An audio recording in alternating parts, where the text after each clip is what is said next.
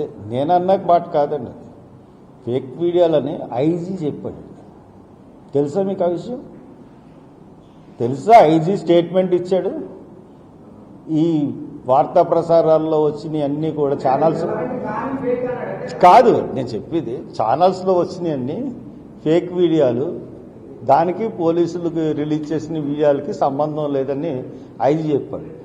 ఐజీని కూడా ఫేక్ అని ఎలాగడుగుతారా, ఎలాగా ఫేక్ అని చెప్తారని అడగండి. ఐజీ చెప్పిన మాటలు నేను చెప్తున్నా, నేను సొంతంగా చెప్పిన మాటలు ఏం లేవు. ఇంకా హత్యని నేను ఎందుకు డౌట్ పడుతున్నాను? ప్రతి మానవుడికి ప్రతి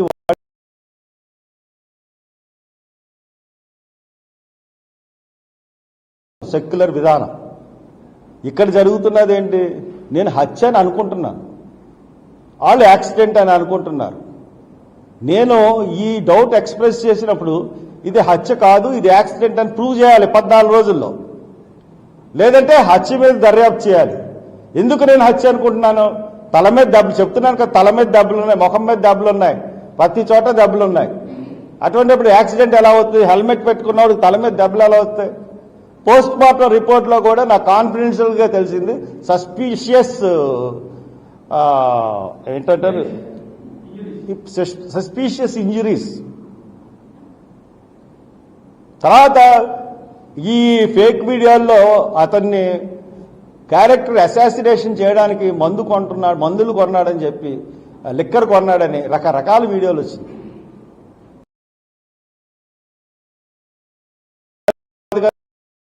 కానీ అతను లిక్కర్ తాగడంట. చాలా మందిని అడిగాను, లిక్కర్ తాగడంట. లిక్కర్ తాగి క్వశ్చనే లేదు, అతను లిక్కర్కి అలవాట్లేదు అని చెప్పారు. అని చెప్పిన తర్వాత దాన్ని మనం ఎలాగ వినండి.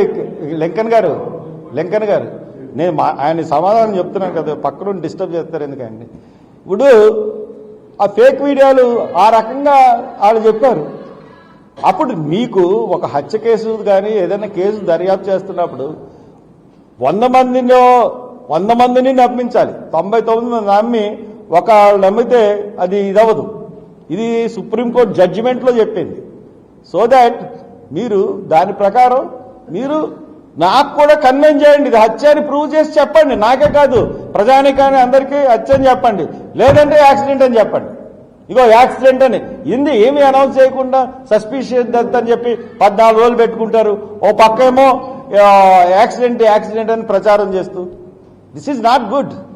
మీ పోలీస్ డిపార్ట్మెంటు ఎన్ని రోజులు పెట్టుకోవడం వల్లే సంఘంలో కానీ సమాజంలో కానీ ఇటువంటి ధోరణి అన్నది ప్రబలిపోతుంది. ఎవరికి వాళ్ళు ఇష్టానుసారంగా వీడియోలు చేసుకుంటున్నారు.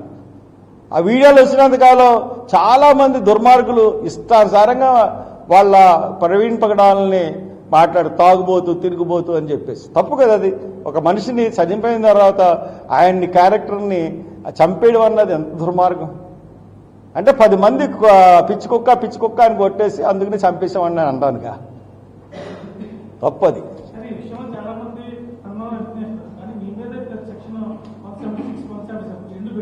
196 నా మీద ఎందుకు కడతారంటే నేను ధైర్యంగా వచ్చి ముందుకు మాట్లాడతాను. వాళ్ళ కోపంతా నా మీద పెట్టేస్తే తక్కిన వాళ్ళందరూ ఇది అవుతారండి. ఇప్పుడు అన్ని ఛానల్స్ ఈ ఫేక్ వీడియోల్ని ప్రచారం చేసినాయి. ఎందుకు పెట్టట్లేదు వాళ్ళ మీద కేసులు? నేను ఆధారాలు ఎక్కడున్నాయని ప్రకటించలేదు ఎప్పుడు. నేనేం చెప్పలేదు. ఎప్పుడు స్పష్టమైన ఆధారాలు ఎక్కడున్నాయి? స్పష్టమైన ఆధారాలంటే ఆ బండి పడిపోయిన విధానం, ఆ బండి అతని మీద పడిపోయిన విధానం, దెబ్బలు. లేకపోతే స్పష్టం నేనేమన్నా చూశాను వెళ్ళి 11:40కి.